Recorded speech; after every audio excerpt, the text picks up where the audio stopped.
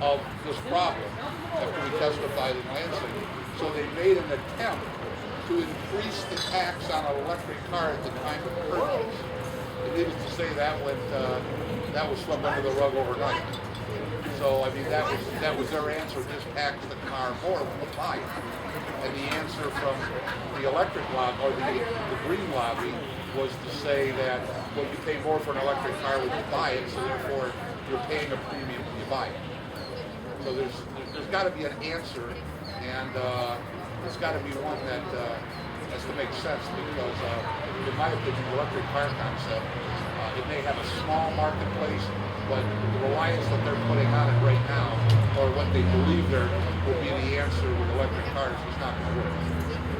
Well, that's more of the question area I'm concerned in, not so much the type of car or the transportation, but how do we get to a point of energy independence? And again, a bill that I offered while I was in Congress was an all-of-the-above energy plan that said, let's use the resources we have. Let's give incentive for alternative resources. Let's encourage wind, solar. Let's encourage creativity into other areas. But let's use the natural gas. Let's use the petroleum that we have. Let's use the nuclear opportunities that we are walking away from right now, and the rest of the world is coming toward and doing it well. I think if we can find ways of making the energy, ultimately then we find what is going to be the car of the future, what is going to generate the power to put it down the street, as opposed to fixating and saying we're all going to go to electric cars. Because you and I both know that's probably not going to happen. That's probably, especially when I have oil changes right now during the campaign, oil changes every 2 weeks. Electric car is not going to work for me. To get around. You need a long extension cord. You need a long extension cord or a bunch of gerbils in the back running pretty fast.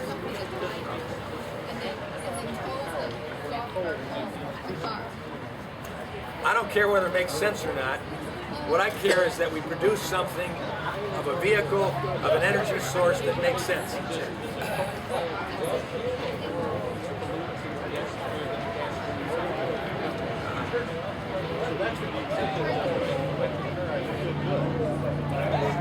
Supply with coal. Sure. So you're burning coal in the car. You're just lifting the car. You're burning an electric car and burning coal. Sure.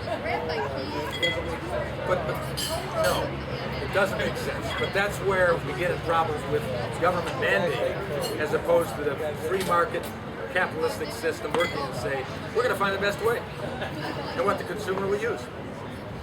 And then we're not going to use junk science.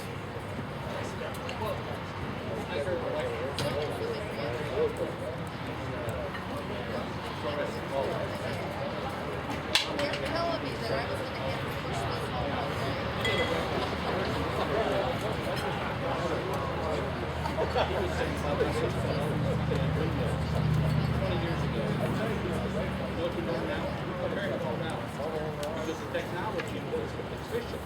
Technology is more efficient. Well, ever since bulbs aren't really the answer. They don't get they don't come out with the right. But if you come up with something that's good, that's better, what people will rush to buy, especially if it's cheaper.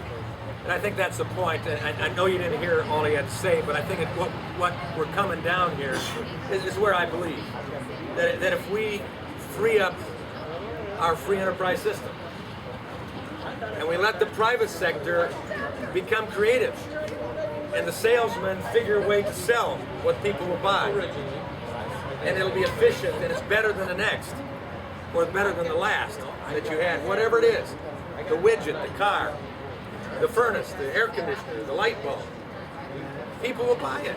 Henry Ford found that, and other car companies didn't make it because they didn't accept that. So